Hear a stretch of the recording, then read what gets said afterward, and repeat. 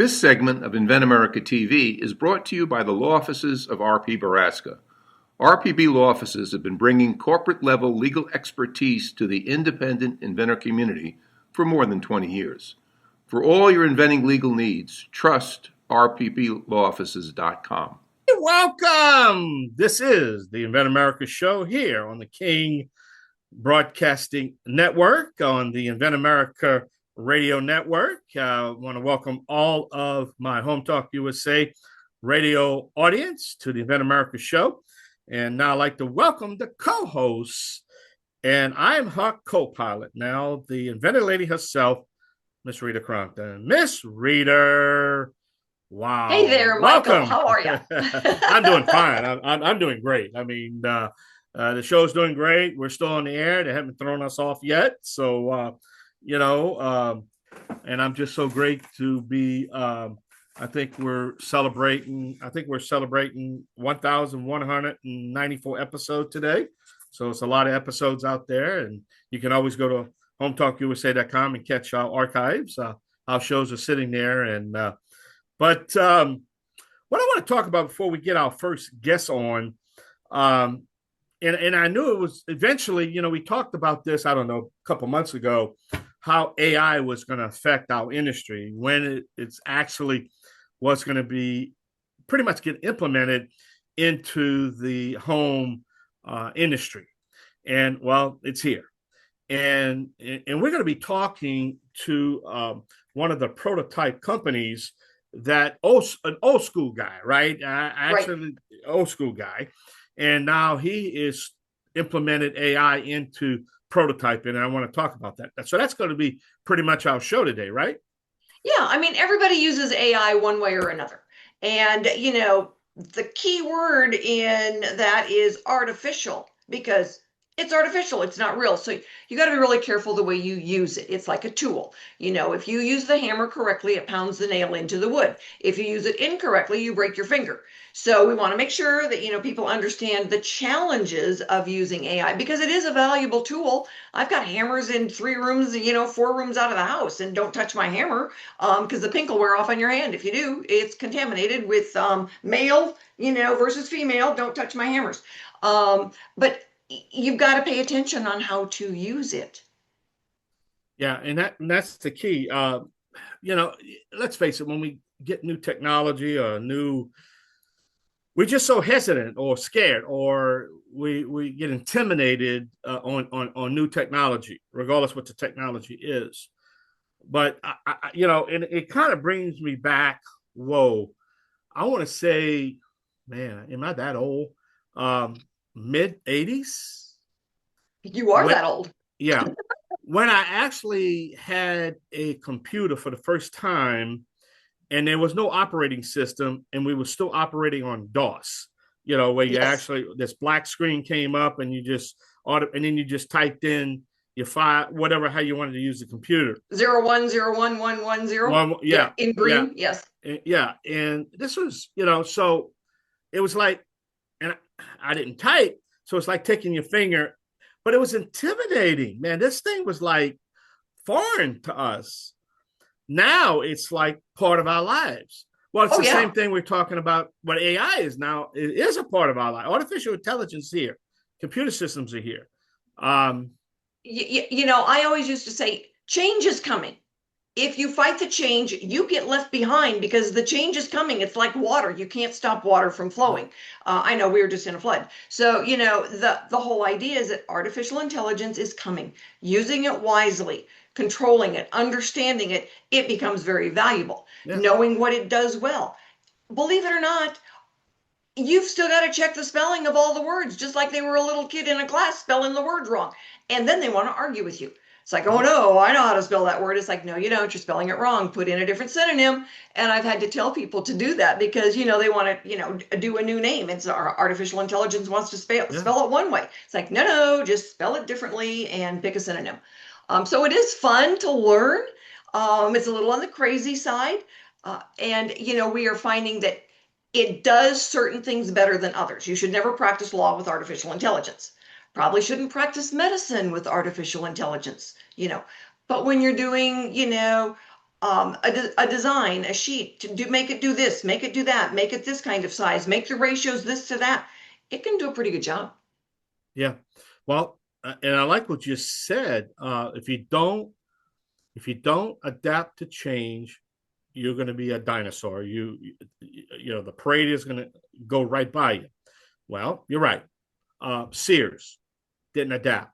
Kmart didn't adapt. Video stores didn't adapt. I can go on and on and on. And then all of a sudden, they're not there anymore. It's because they didn't adapt. There's some things they could have did to, but you know what? Sometimes your arrogance or well, I got another one. And I love Burger King. Everybody always asks me about Burger King. I love Burger King. I hear about, and the only reason why I like Burger King, and I'll tell you that now, and they're not paying me anything for this, the flame broiled patty. I mean, it tastes like a barbecue patty. I love the Whopper. Well, look what happened to Burger King. All right, Burger King was gone. They got away from what got them to the dance, and they were getting ready to go under. Then what happened? New CEO came and said, "We're going to go back to our basics. We're going to go back to the Whopper. We're going to take it out of that BS wrapper. We're going to put it in a carton. We're going to put some meat and some lettuce and tomatoes, and we're going to build that stack again on that." And I tell you, the last 4 or 5 hamburgers I got, man, it was the old Burger King, But the point I'm trying to make is, if you get away from what brings you to the dance and you don't adjust, you're going to be a stink, no matter what industry you're in. And I gave you a whole bunch of industries, from videos to retail to food. You're gonna be a stink. And you made some good points. You made some good points. And that's what AI is going to take care of. It's going to bring you into the 21st century. Don't be intimidated by it, because at the end of the day, it's still human programming. You got to program. Somebody's programming it. Yeah. It's a tool. We all learn how. I mean, back in the day, people weren't using cell phones, and now everybody uses a cell phone. We live on our cell phones. All right. Kids are, they're given one when they go to kindergarten. And, yes, it's got limitations on it, but they're still learning how to use it. My mother is 90 years old and she uses her cell phone very well. So everybody can learn new tricks. That old dog can learn a new trick, and it makes your mind work better, and your communication skills are better. So, everything that you learn is an asset to you. And if you try to pretend like things aren't changing, you lose. Well, look at the production of this show. Let's just use this show. I'm going to go back to, let's say I've been on since 1988, so been on a long time. You remember, you used to be at the trade shows. I used to have to have a truck come in. We used to have the cables running from outside all the way to the booths so I can broadcast my show. And then we went from that to, then we went to the little unit that was done by the telephone. And then now we went to satellite. And look where we at now. I am broadcasting this show on my laptop. Actually on my laptop, that's tied into a Wi-Fi that's tied into the network.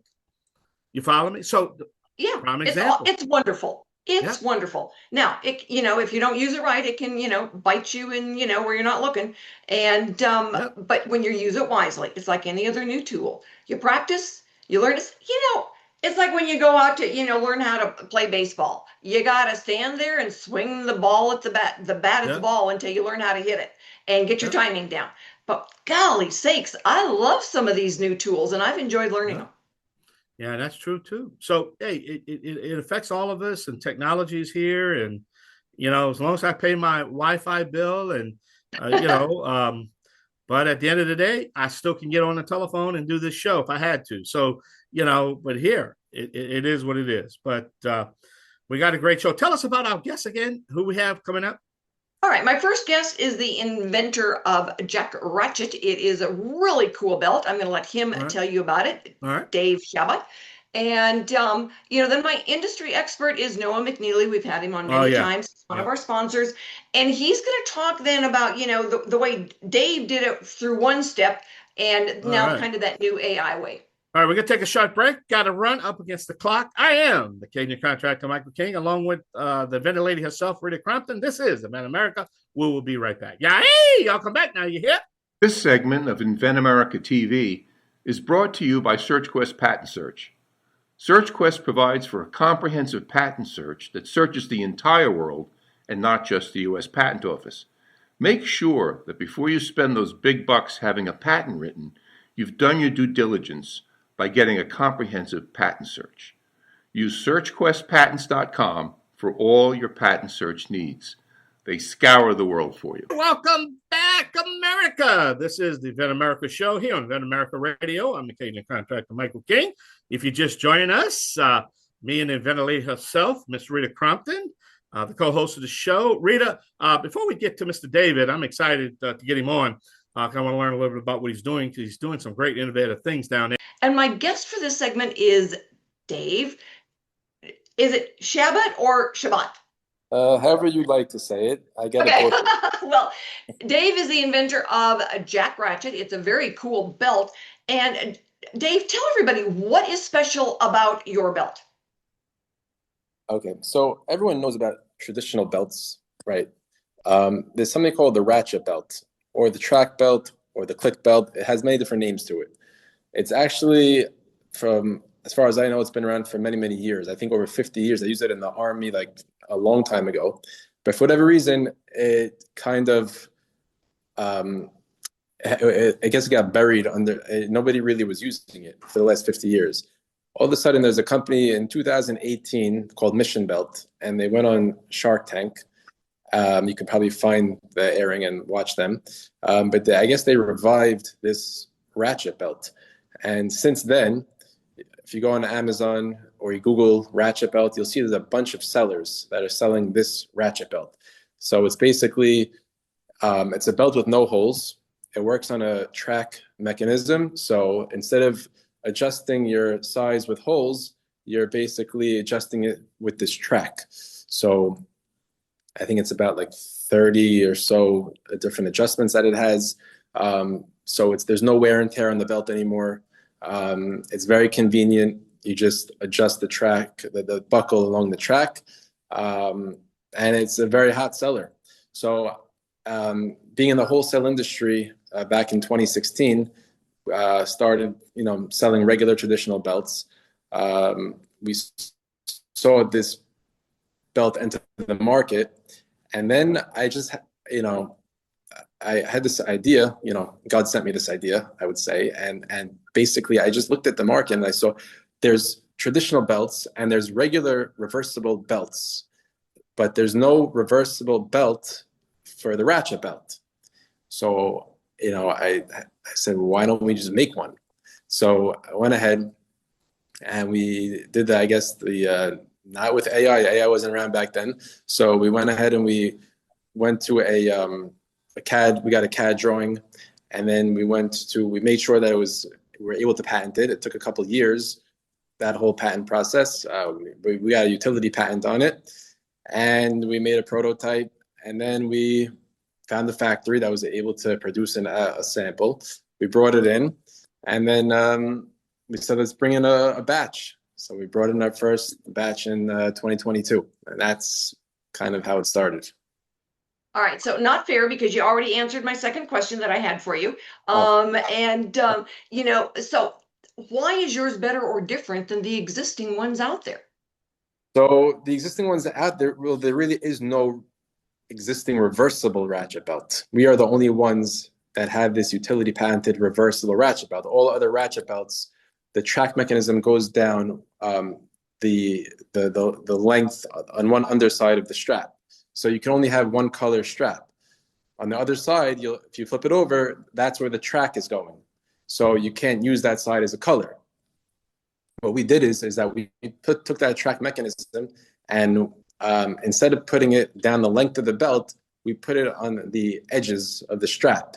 So the buckle now will go and it'll basically sit you can adjust it on the edges of the strap. And now instead of having one side strap, now you have two. So you just flip the buckle, and now you have a double belt, or the reversible belt. So that's what differentiates us. We're the only ones to have this in the market. So very cool. All right, so you got to spend some time on QVC. How was that? QVC was amazing. Sure, until it went bankrupt this year. They're not around now. I wish they were. We did very well with them. They really were very happy. QVC, it's really I guess it's they know their algorithm, but as far as I know, they put us on. I think the first time it was maybe 1 a.m. I don't know who's watching QVC 1 a.m, but I guess you have people watching it, and for that time slot, they performed pretty well, well enough that they wanted to run us again. So we had airings on QVC starting in 2022, I believe, when we first brought it in. We got our first airing, and then over the years, they aired us multiple times throughout the year, sometimes on their main channel, sometimes on their sub-channels. They have QVC2, and they have other channels that they run it. And but we did very well. Had a great relationship with the buyer over there, and they just kept on rerunning it. So as far as I'm concerned, cool. It was great. Yeah, I wish they were still around. Hopefully they'll come back. Yeah, congratulations. So as we're talking about prototypes today, and there wasn't AI back then, how did you work through? How long did it take you to get then to that level of manufacturer's prototype? Oh, it was a big headache. I'll tell you, it was a lot of back and forth. I would say all in all, it probably took 2 years. Which I'm sure there's, different projects take different time periods, but for ours, it took about a couple of years. There's a lot of back and forth. You make a revision. Every time you make a revision to the product, it can take another few months before you get back the revised version, and then you see another revision that has to be made.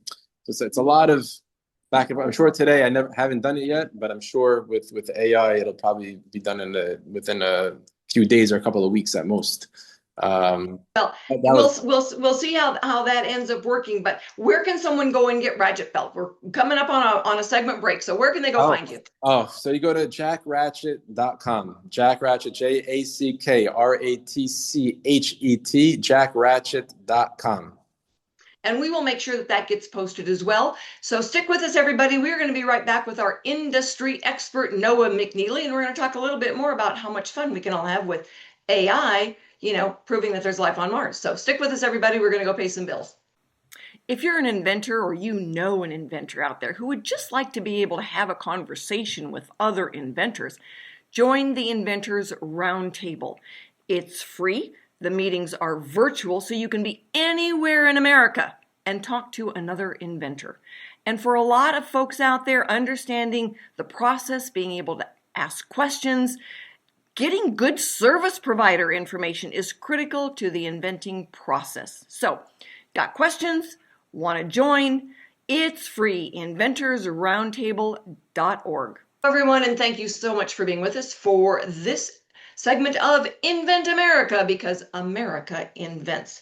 This segment is brought to you by RPB Law Offices. If you're a small business out there or an inventor and you need someone to have your back, RPB Law Offices is the place to go. So if you need to check it out, you need a patent filed, you need a contract done, rpblawoffices.com is the place to go. And my guest for this segment is Noah McNeely. He is founder and CEO of Product Quick Start, and he has helped a lot of our inventors get through that stage. It is not easy to do that manufacturer's prototype. And a lot of our inventors start with, that duct tape cardboard version. How do you help them get through it? And how has AI made it easier for you? Sure. Well, there's a lot of questions there. First of all, thanks for having me. It's always a pleasure to be on and to talk to you. But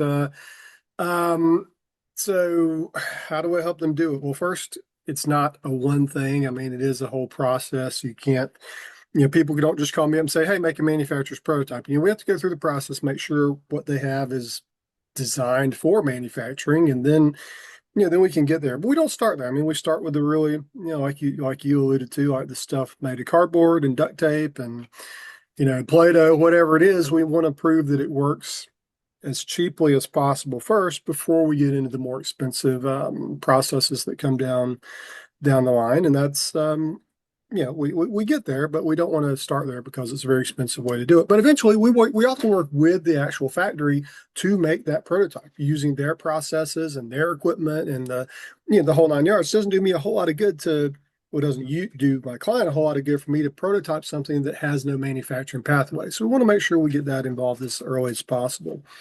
We asked how AI impacts that or can impact that. And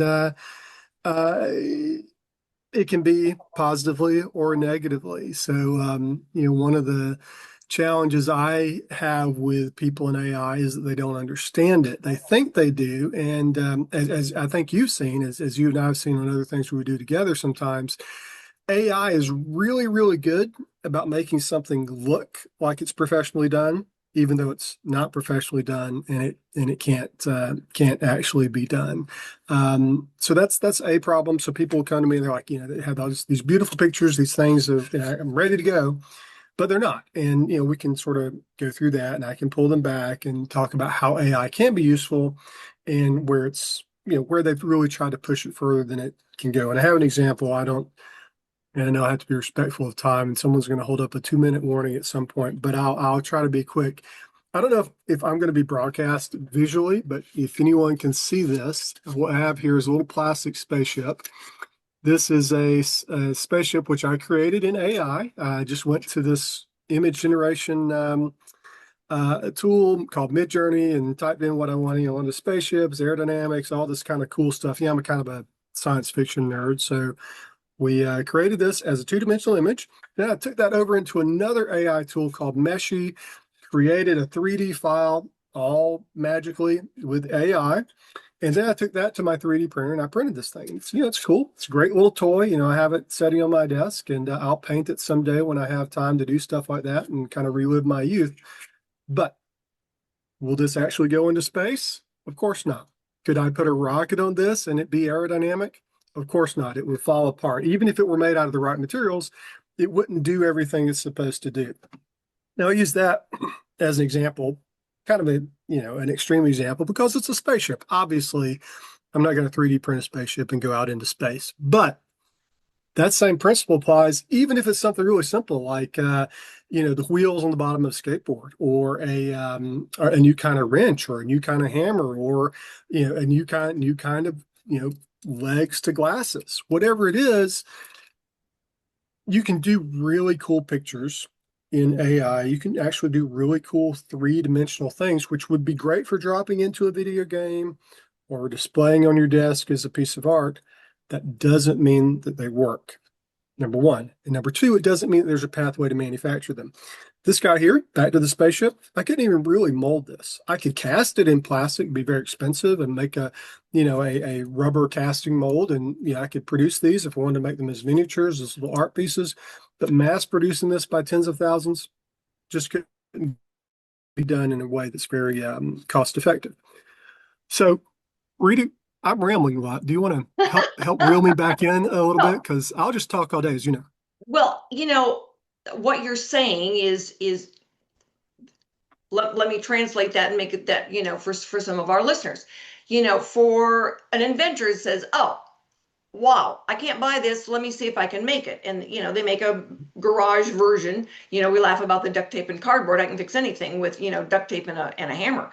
But the whole idea of making it then look respectable, all right, that somebody would want to buy it. Well, that's so cool. And why don't you get a patent on that? Well, going from that version of it, you can take pictures of it and send it to your patent attorney and they can say, oh yeah, but you can take now what you're looking at, what you did in with the duct tape cardboard version, putting some pieces together or whatever, and you can feed that description into AI and you can come up with a more polished version. Mm-hmm. Now, most inventors in those early stages do not realize that there is a big difference between the rapid prototype version of something and the manufacturer's version of something. And a rapid prototype version frequently, if they said, well, just make it like this, and you'd say, well, it's going to be, 3 times more than it should be. Because price points now kick in. Mm-hmm. And when you go to market, the inventors have got to pay attention to landed cost. Price points is what we're talking about. Well, now, when we're getting you involved into it, you say, okay, no, for the manufacturer's version, we can cut out these things. And you're able to send back then a rendering to them so they can understand what you're talking about. There is, we've got artificial intelligence now that we can use as a very valuable tool. Still don't have a crystal ball. You still can't read somebody's. And so when an inventor comes to me and they say, well, all I have are renderings. We cannot license renderings. All right. You've got to have proof of concept. And that is not a rendering. It's like you doing your spaceship thing. It's like, I can't patent this. I can't make it. It is never going to fly in outer space unless I blow it up and the pieces fly all over the place. All right. But it's not something that is marketable. Right. And that's where that AI that you use back and forth with an inventor crosses over into reality check. And here's where I think you touched on some things which you did reel me back in, which is great.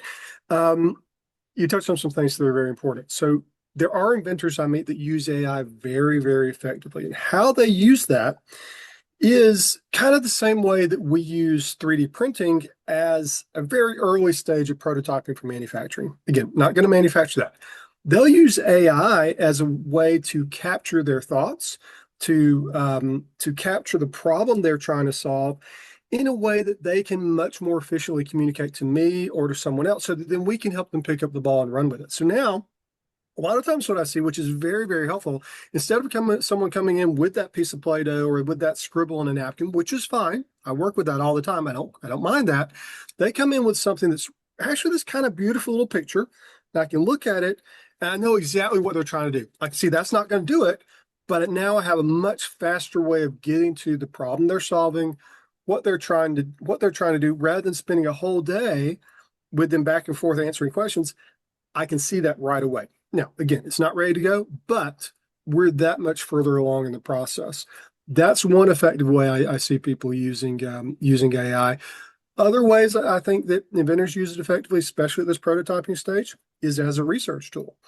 Like, I even use it myself. Like, sometimes I have this have to build this oddball thing. I'm like, okay, how am I going to make a piece of metal, a solid piece of metal float? And then I go to AI and say, hey, I've heard of this foaming stuff. Can I do that? And then tell me what to buy. And this, it's great for stuff like that. And then I go out and I experiment with it. Sometimes AI tells you the wrong thing. AI is notorious for that, so always verify. But it's a fantastic research tool for things like that. So, hey, how am I need to take a prototype to show Noah. How do I make it? What can I take him? What's the best way to, build this thing? I've got Play-Doh and duct tape and styrofoam. What do I do with it? It's a good tool for stuff like that. All right, I'm getting the little sign popping up telling me we're there you go. We've got to go and pay some bills, everybody. So stick with us. We're going to be back with our industry expert, Noah McNeely.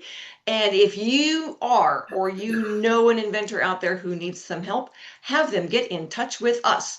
Rita Crompton at America's Inventor Lady. Google it. I'm everywhere. We'll be right back. TrueUp, easiest way to hang your pictures. We all know how stressful picture hanging can get. TrueUp comes with everything you need to level and hang pictures with no damage and no mess. Just peel, apply the adhesive to the back of the TrueUp mount and press firmly.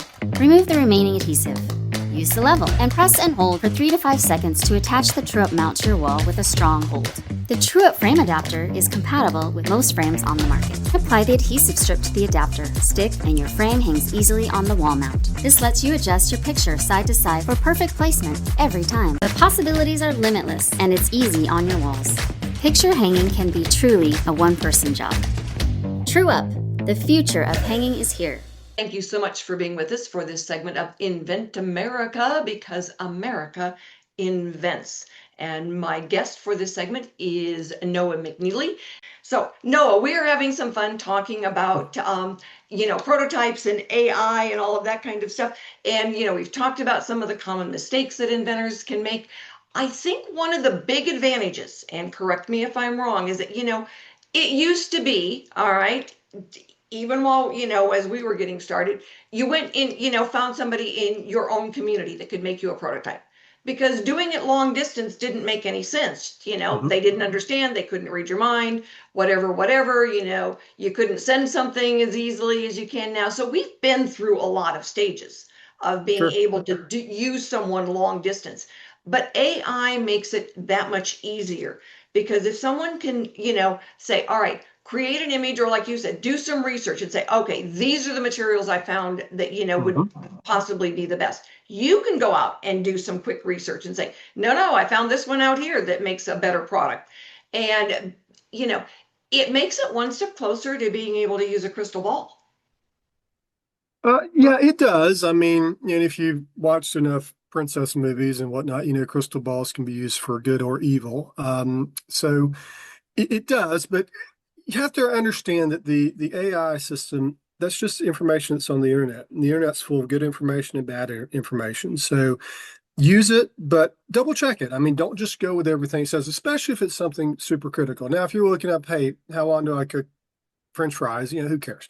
But unless you really like your French fries turn out well, I guess. But if you're doing something that's going to cost you a lot of money or et cetera, use it as a great way to find that piece of information, but then go out and do some more traditional research, maybe just with standard internet searches, double check the sources it comes from. And frankly, a lot of the AI tools now, you can instruct it to give you the sources where it got that information, which is very, very useful and very powerful. Then you go check out those sources. If they seem legit, you're further along. Sometimes it's just some guy wrote a blog or wrote an opinion on Reddit, and it's like, one guy who had a bad experience with this thing in Nebraska wrote something on Reddit, so now that's what the AI knows.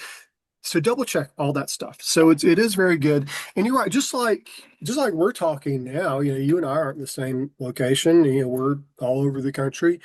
We do have much more access to a much broader range of resources, people that have tried all sorts of things with prototyping. Like I said, even I have to prototype oddball stuff once in a while. I mean, if it's plastic, metal, whatever, I can do that all day, every day. But sometimes it's something weird or unusual that's like, I don't know how we're going to make that thing. I can go out. First, I say, I'm not sure we can make it. Then I go out and do the research, make sure we can.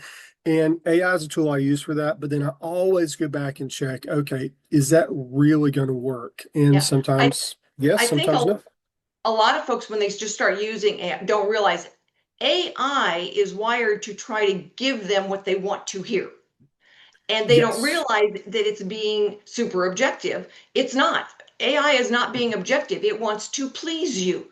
And so you've got to be really careful. Just like you said, you've That got to, that ask for the is resources, go check the resources, and, ask AI, reword the question.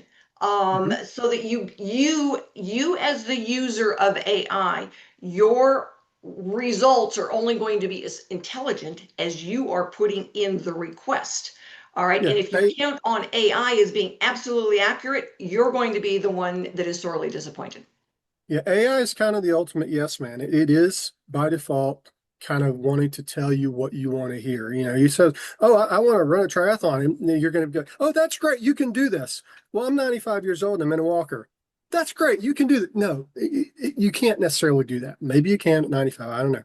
But my point is, and you're right. You need to ask those questions the right way. You can actually use AI to double check itself. So you can say, "Hey, what's the best way for me to prototype this floating metal, thing?" And it to give you this stuff. Now it says, "Okay, now go back and ask it, okay, what are all the ways this can fail? What are all the ways I can screw this up?" And you'll get answers back there too. So sometimes you don't even have to leave the environment you're in to get those answers. Another thing is you have access to a lot of different AI tools. You've got um, ChatGPT and Claude and Grok, and back to the whole thing about it wants to please you. You can ask AI, how do I perform an appendectomy? Now, I think things like ChatGPT and Claude, they have safeguards against that. They'll say, go see a doctor, whatever. Grok will answer anything, so be careful with Grok, especially. There's a value to that, but Grok might actually tell you how to cut yourself open if you're not careful. So there's obviously an extreme example, but use all the tools, use them to double check each other. There's no harm in that. Yeah, and I've enjoyed using it for a variety of things. And like I said earlier when I was talking with Michael, there are certain things that you should use to possibly give yourself better questions, but you should not use it in lieu of. One is Mhm. an attorney. All right. When you start using AI in place of the returnee, you look like an idiot. All right. But it gives you Now, the right there are question. some really good attorneys that know how to use AI and use it Yes, very there well. is. But that's Oh, different than absolutely. you But trying to be an attorney. yeah, that's right. That's right. Or your own doctor or your own engineer is what I'm getting Right. to. It's like, there's a reason these guys go to school for a long time to do what they're supposed to be doing. And so, when you are out there and you are working on a project and you need help, get in touch. All right. Noah McNeely is listed on our website. He is happy to answer questions. I'm there. I'm happy to answer questions. And you know what? If you're an inventor out there and you want to be on the radio, guess what? There are 52 Mondays a year. So give me a call and I will get you on the radio. So everyone, go out there and have a wonderful week. We will see you, hear you, talk to you next week. Thanks everyone for joining us today. We will be back next week with more stories on getting products from mind to market. We will have new inventors and industry experts. So join us and have a wonderful week.